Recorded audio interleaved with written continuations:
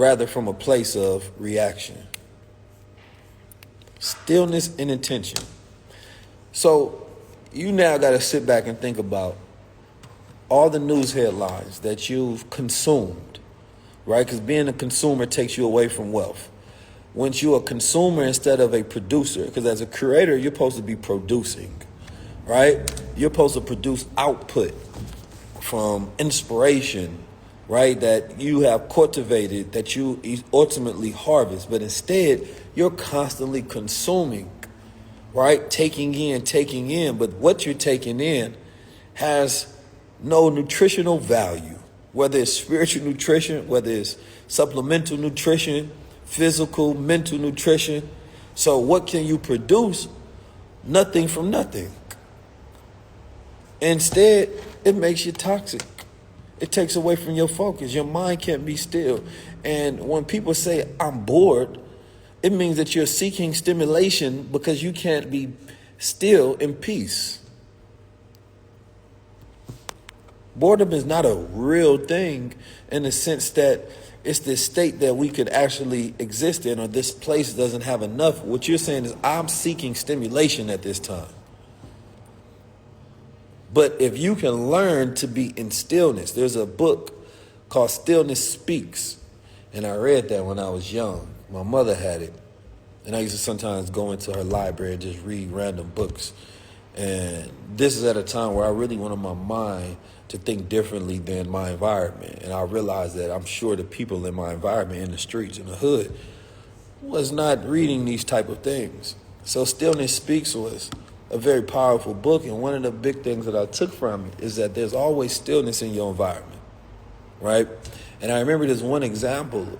It was saying like in the midst of a hurricane, and that hurricane is really like anxiety. Your mind is jumping all over the place. Everything's everywhere. You have to attach yourself to the stillness.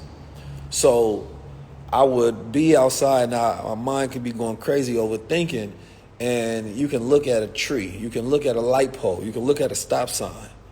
And when you notice that stillness has its own vibration to it as well. And as you're observing that stillness, there's mimicking of the body.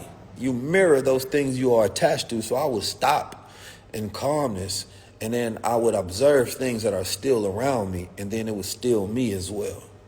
Which is sort of similar, having a moment of meditation, right? Calming yourself down, which ultimately charges you up to have a higher state of energy to deal with the environment around you, right? Because you want to constantly be in flow, right? No matter what you're doing, your flow is your power. But once you're overthinking, right? Once you're seeking stimulation, once you're excited, when things are in an excited state, they are erratic, constantly moving, right? And excitement leads away the mind. You can't say what you want to say. You can't think how you want to think. So it's the calmness and it's the stillness. Yes, it's by Eckhart Tolle. So there's 4 different steps onto this. And one is cultivate mental discipline, which the article goes into.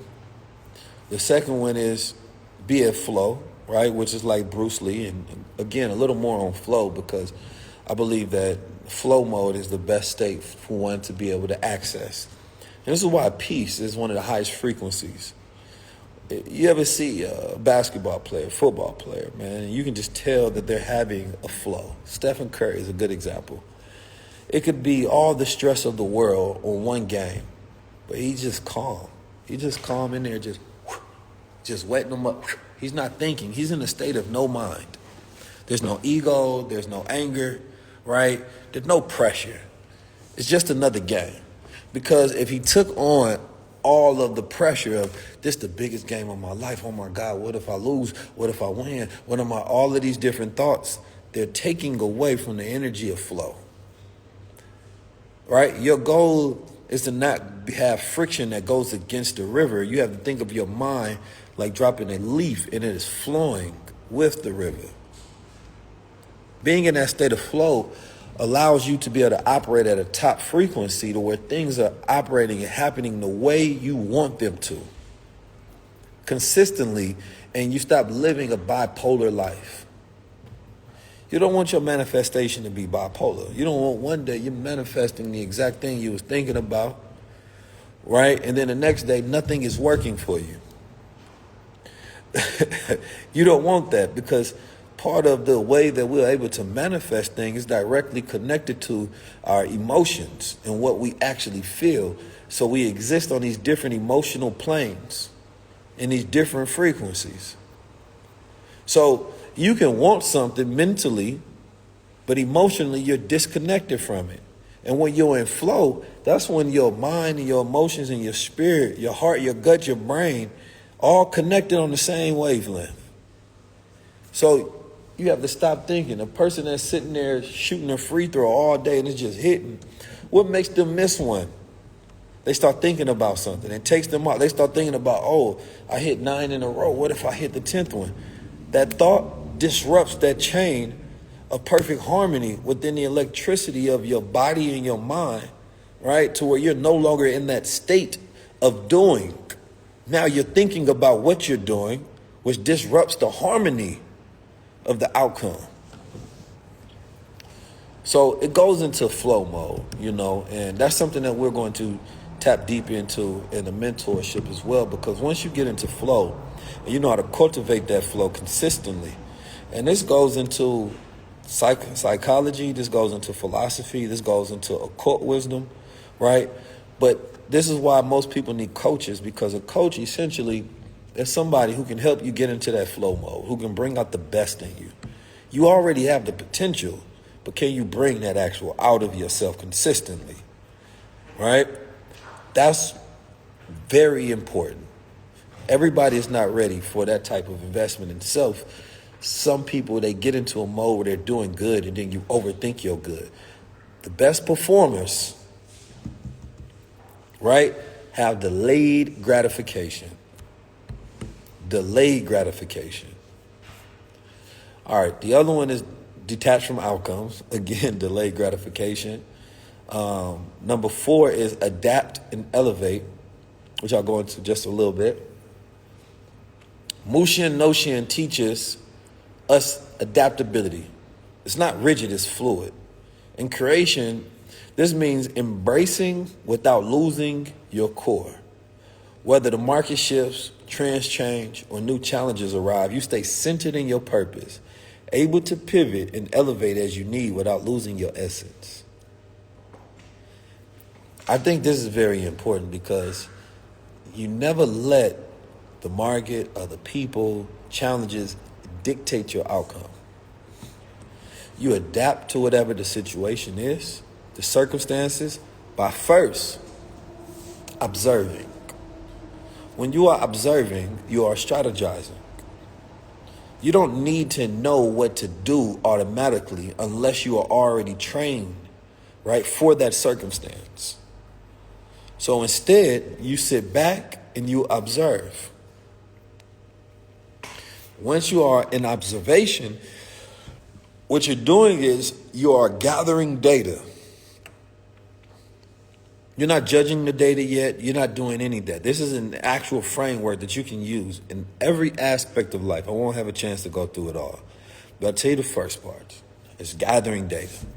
Anytime I'm sitting at a table right now, and I had maybe 4 or 5 meetings today, and each one of them were in categories that I was not the most knowledgeable in, right? So if I'm very knowledgeable, then I may talk a lot. Or, right, I may ask a lot of questions if I do not know, because I'm in a state of gathering. What does that mean? What is this? I'm just learning. I'm absorbing as much as possible, right? And most of us don't know when we're supposed to be gathering and when we're supposed to be generating, right? So when you're generating, it means that you understand the information, right? That you can interpret that data, right? That you have experience within it, and then you can generate from that data.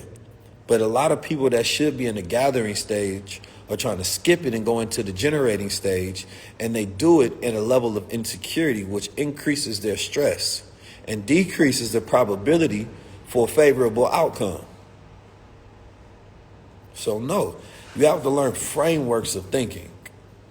Once you learn these frameworks, you start mastering life. Because as you move throughout situations, you have a way about doing everything. You're always in flow. There's never a situation where you cannot adapt to and elevate in that situation. As Minister Farrakhan once said, every knock is a boost. Things that were meant to knock you down can actually boost you up. That's the beauty about life. And there is a way to interact and react, to correspond, to respond, once you learn the laws of the universe. It's a beautiful thing because you can smile in moments that others may cry in. And they go, why are you smiling? You don't know what I know. Knowledge decreases wars because it allows you to come to a solution without becoming emotional and having to get violent in order to try and solve a problem. That's the last resort stage. Let's get to it. All right. This mentorship will be good, man. I can't wait. I've been wanting to have a time where I can teach all that I know and give all my frameworks in. So I'm excited to see the elevation in the entrepreneurs and the creators I work with take their business to next levels and their life to next levels and improve, master in all these areas of life. All right. Which is not going to be available forever, right? We're going to have a limited amount of time for people to be able to sign up. So once you get your application, you want to process that immediately so you don't lose your slot. So how to achieve that state of no mind, right? Mindful practices, structured work sessions, minimum digital consumption, reflective journaling, physical health. Now, I'm big on the physical health right now, right? I would say two things that are big mindful things for me. Actually, every single one is very important, but I would say in the mindful practices, you got regular meditation and mindfulness, right? So in regular meditation, one is, and meditation comes in a few different ways, right? I would say in one way of meditation, you can focus on that which you want to manifest, right? An idea of what you want to achieve. You can literally train in your mind for anything by picturing what is that reality or moment that you want to produce, right? You're projecting. So that's one form, right, of meditating, is you're sitting there thinking about what you want to get done. I used to do that all the time, right? When I was younger, we used to have these karate bouts, and I'd sit there meditating, thinking about the outcome, how I want the perfect movement. And there's science that shows you the correlation between you thinking about it, right, and how it actually improves performance. So just by meditating on things, you can actually have a biological change and actually improve performance by thinking. Now, let me tell you why that practice doesn't work for everybody, because a lot of people use meditation for different reasons. Some people want to do it to calm the mind. So if you're sitting there and you have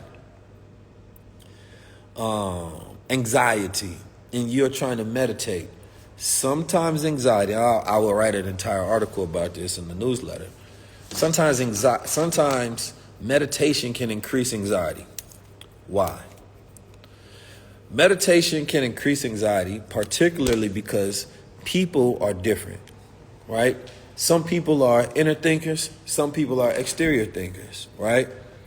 So this is known to test this, is that some people, if I told you to calm and just sit still for a second, you can feel your heart beating. You can feel it tapping, tapping, tapping, tapping, tapping. Now, some people, they don't feel that throughout the day. They're not what they call interoceptive. Interoceptive are people that have more inner feeling, right? Their consciousness is layered on the inside as far as they thinking and they having feelings connected, right? They can feel different pains and accesses and different gut feelings, and they're really more connected to interoceptive thinking, and they're in their brain and their mind a lot more. People that are exoteric thinkers, inshallah I'm saying that correctly as I want to, those are people that think more on the outside, particularly on the epidermis layer skin. So you feel more on the outside. So outside of the body, you're more aware of environment and things of that nature. So there could be something going on inside that you're not aware of until it gets to a point where it peaks. And then you realize it, where there's somebody can realize that, wait a minute, my body telling me I might get sick if I keep going down this path.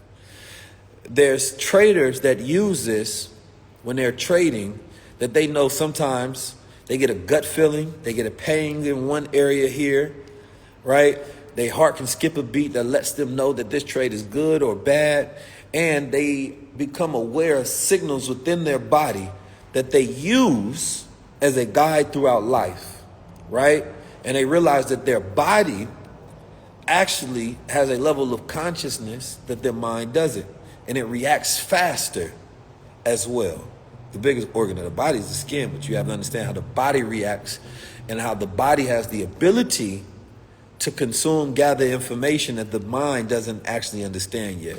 So being able to understand the body signals, right, you start to become a certain level of mastery within life. So how does that relate to the fact that some people some people meditate and it increases their anxiety?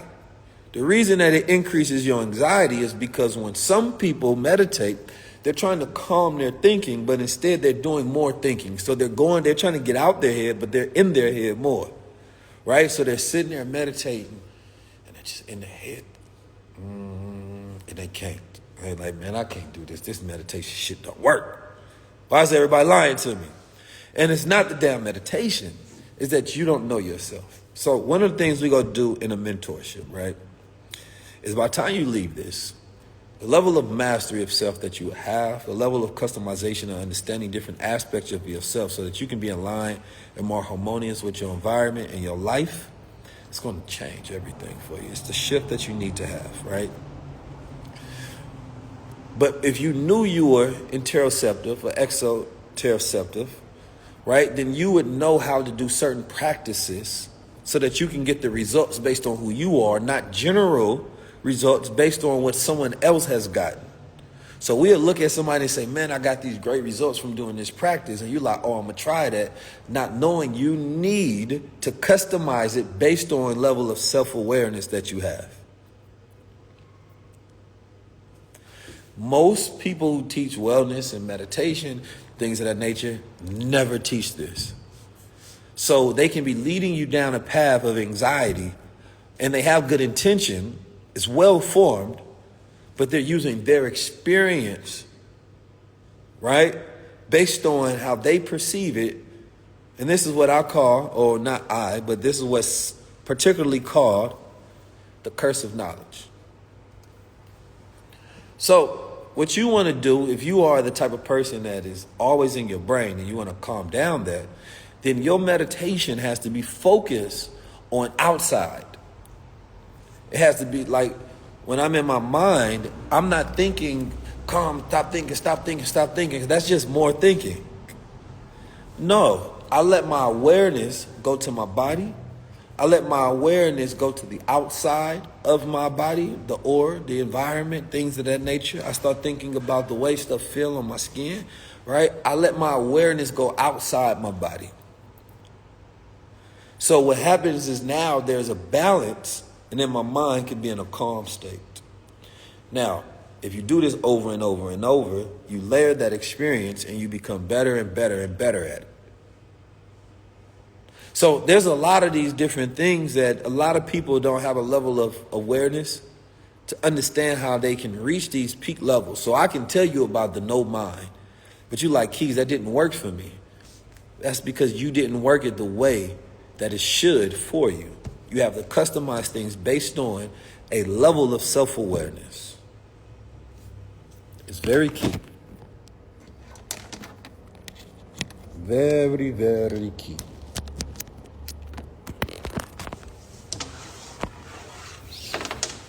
All right, let's get to it.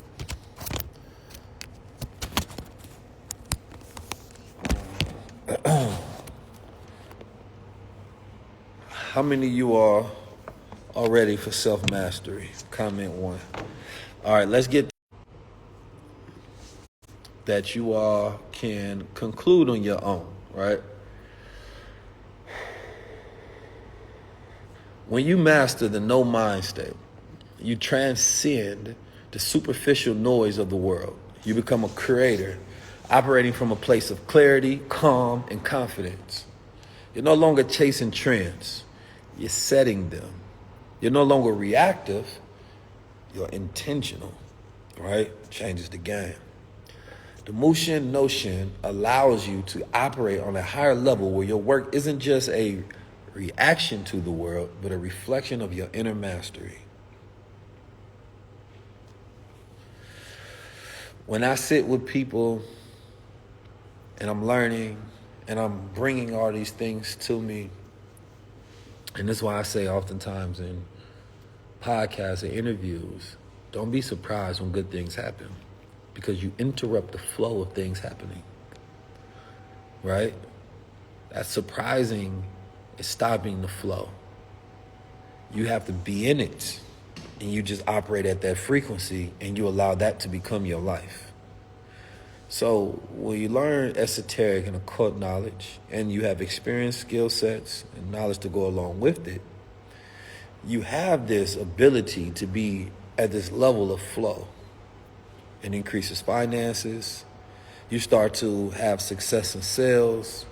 You start to learn and have clarity and growth, right? You start to operate being around the right environments, the right people, and you stop living a bipolar life. You start to be able to unleash and awaken, right, that higher side of self, and you live at that higher life. I've always thought that teaching this mindset is more important, right, a lot of times than even teaching the skill set. Because the mindset will allow you to train and develop any skill set that you want to. But if you can't get out the chaos, then you can't get to clarity. And if you can't get to clarity, then you will never be able to unleash and fully awaken. And there's a life that's waiting for you on the opposite side of that. You know what I mean? So learning to silence and embrace silence, learning to master the flow, where you allow your creativity to become the sword that you wield for precision, purpose, and power. You go from just being an influence to being a creator to being a force. And when you become a force, you're a force to reckon with. So make sure you sign up for the newsletter, right? To where you get access to that. I will be dropping most likely daily, weekly newsletters for information just like this. And a mentorship is an investment in self. I was going to do it. I was going to do some high ticket. I was talking to my brothers and they say, man, Keys, you should go high ticket. They're like, man, the value that you're about to provide. They're like, I charge $25,000 for less than that. And I had to tell them, you know, my community is different, right? I like to provide high level of value to where you get way more than you can ever afford, right? So instead, we're going to do it for a limited time. It's only $9.99. That's $1,000, right? But it's going to be a 6-month commitment. So we're going to be going into 2025 together. And the skills you'll learn, right, as an entrepreneur, as a creator, me being able to impart the knowledge I have in branding, that I have in entrepreneurship, that I have in product development, that I have in podcast and media, and bringing on my team, and then high-level guests as well, is game changer. It's going to be the first time I've done something specifically like this, but we're going to be able to give y'all the frameworks that we have. I seen somebody doing a podcast, and unfortunately, most people don't know how to monetize their podcast correctly. It's not because they don't shoot with great quality. They rollout suck. The way that they choose clips, the way that they market it, the way that they utilize AI within their business, right? The order in which they put out trailers, like they don't understand the first 24-hour to 48-hour effect of something, which is essentially like the box office, right? A lot of people, they have the passion, but they do not have the science to get things done, right? I just had a conversation with a brother that builds out networks, right? I had another conversation with a brother that built out equity holding companies. Another person on this side, he builds out large brands. And the goal is to be able to put people in that ecosystem as well. Like one of the things for those that we're rolling out for people that want to build out large brands, whether that's a clothing brand, that's luxury goods, apparel. We also want to partner with you as well in your brand to help manufacture everything for you at a high level, not regular manufacturing, high level manufacturing. When I take people through this space that I'm in, which is 220,000 square foot space, right? The value of the access is exponential. We're going to have in-person events, retreats. There's going to be so many different high-level things that you get access to, because we want to really cultivate some high-level beings, and I want to be around people who understand the value of it. If you don't understand the value of it, then it's not an opportunity for you. It's an opportunity for people who want to grow and develop at that next level, right? At a certain point, we're going to change the value price, and we're going to take it much higher, because then I really only want to be around entrepreneurs that's at that higher level, that extra bar. I'm talking to a brother, he telling me about all the partnerships that he have with this particular high prestigious hotel. And we have 5-star, Michelin star chefs, right? All these different, access to all these different farms and things of that nature. And we was talking about the culture does not have a high enough taste level anymore. People know how to make money, but don't know really how to expand on experiences that make making money worth it, quite frankly. I want to be, I got to know everybody, but we don't often have opportunities for all of us to be in the same room, sharing access and information with each other and masterminding. The right relationship is worth way more than money, because it often can put you in opportunities and situations that money just can't buy, right? So as we cultivate this, those who understand that this is part of my blueprint as I've been able to make success happen. Most of the value of school is the network that you get, the access that you get, that you can later carry on throughout the rest of your life. It's not even the information, right? Especially now, the information you can just learn. So how do you take that when you have an environment now where so many people are learning online? Then you have to cultivate those same type of environments where they get networks and they get access. It changes the game. Man, peace to the family.